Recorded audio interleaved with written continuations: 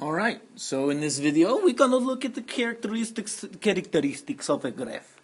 The main idea here, or the question that will be answered by the end of this unit will be, how can we use calculus to tell what a graph will look like? So we're going to be able to use calculus, do some calculations, and then say, okay, well the graph in this part will look like this, and then over here it'll look like that. So we'll be able to tell some things about what the graph will look like just by doing some calculations.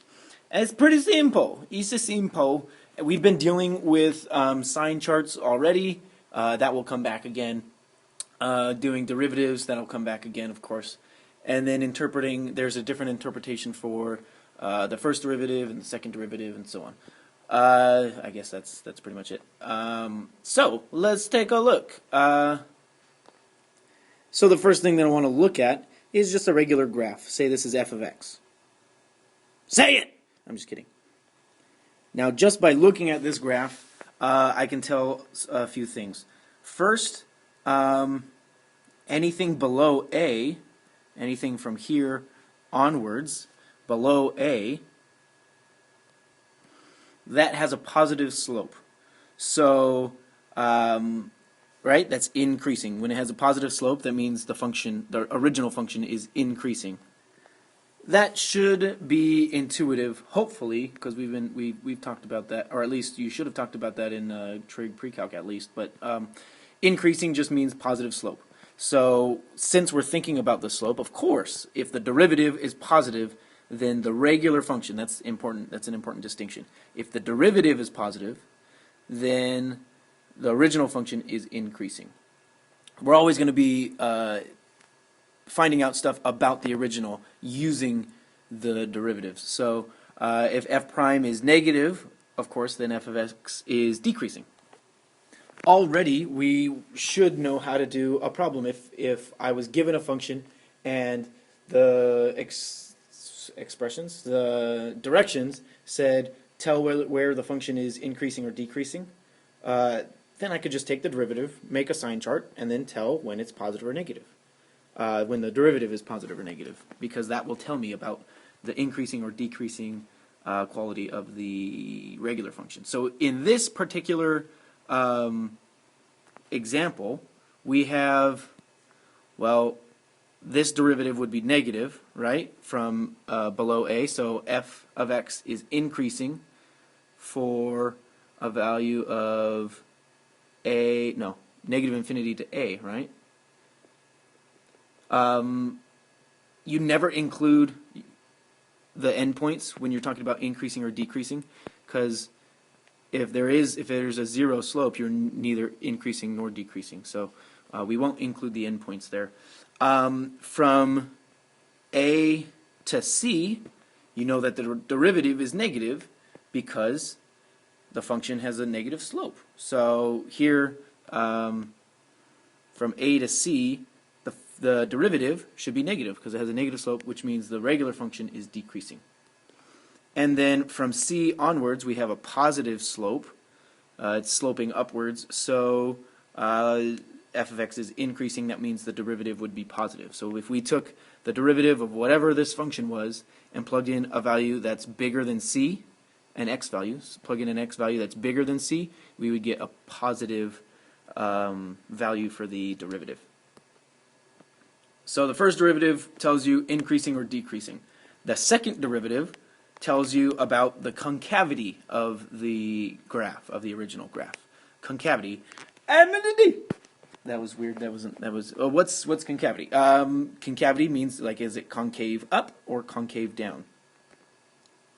So, concave up, what does that look like? That just looks like, like it could catch water if it was raining. An upside down umbrella. Concave down would be a regular umbrella. It wouldn't catch rain, it would deflect it, and then rain would come and then drizzle off. So, yeah, I'll write that down. If the second derivative is positive, then that means your function will be concave up.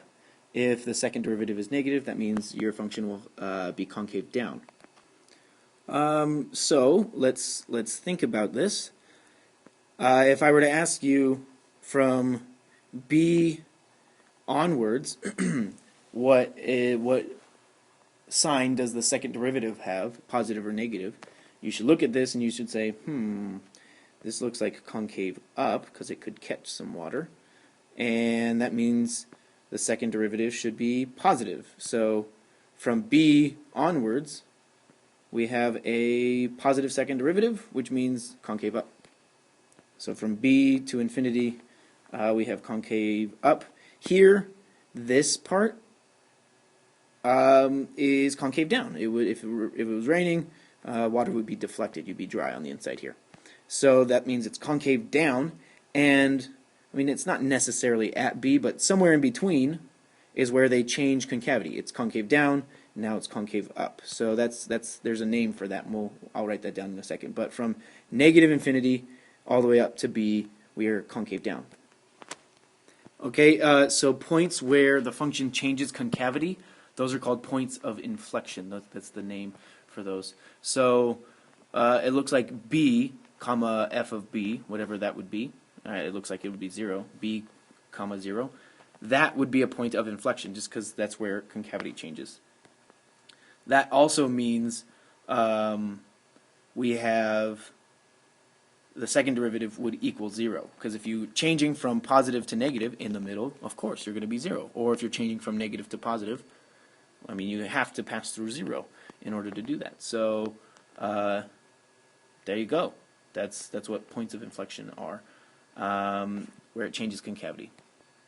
So b comma 0, bo. It says bo. It's a point of inflection. So that's, I mean, the short, non-example way of explaining this. Yeah, hopefully these are intuitive and easy to remember.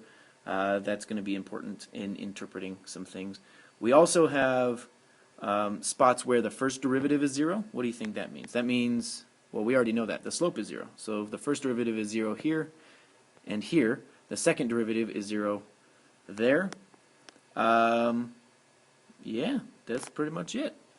I mean, we'll talk about maximums and minimums, I guess, in a different video. But that's the basic idea about increasing, decreasing, and concavity.